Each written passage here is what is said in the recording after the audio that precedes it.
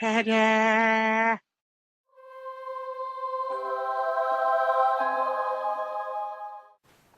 In this 3-minute rules, we will be looking at the magic phase, and in particular the roll for Winds of Magic.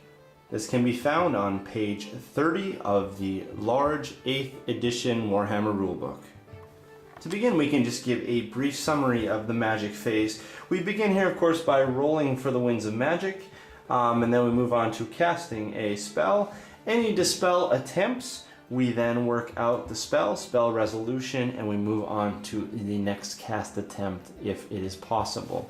Now what we will focus on here is the first part of this, and that is simply the roll for Winds of Magic.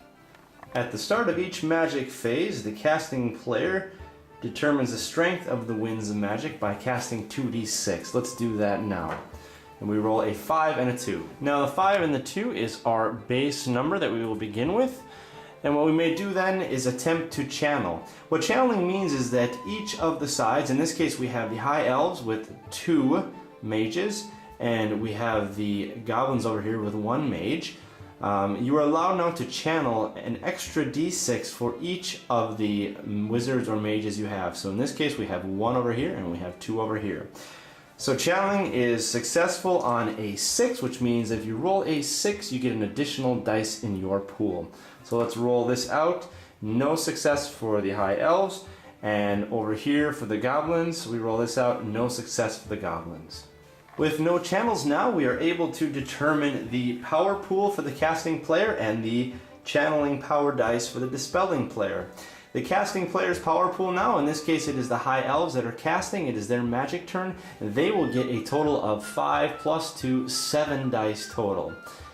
In addition, the dispelling mage over here, the Goblins, will get the highest of the 2, so it will get 5 out of those 7. So here we now have the 2 power pools. On the left here, the High Elves now have 7 dice to dedicate to casting, and the Goblins have 5 dice to dedicate to dispel attempts. Were we so lucky now to roll these 2 numbers as our channel attempts, you notice here we have 1, 6, which is a successful channel. We would in fact be given 1 additional die, so we would be given 8 over here. And if we rolled a 6 for the Goblins, they would also get 1 additional die. So they would have a total of 6. So we would then have 8 dice in the pool for the High Elves and 6 dice in the pool for the Goblins. It is important to note here as well that if the wizards are fleeing or not on the battlefield, they are not able to channel. One important point to note here is that there's in fact a power limit, a finite limit on the amount of power a wizard can control. What this means is that the casting player's power pool can never exceed 12 dice at any point in the phase.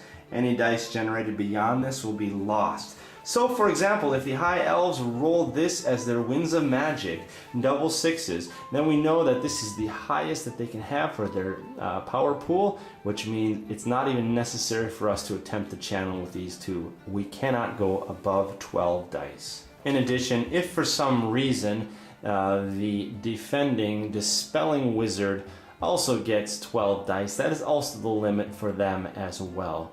So neither side can exceed 12 dice, either in the casting dice or the dispelling dice. With that, we bring this 3-minute rules to a conclusion. We have covered the magic phase and the roll for Winds of Magic. Thank you for joining us here today at Grey Army Gaming, where Grey can always play.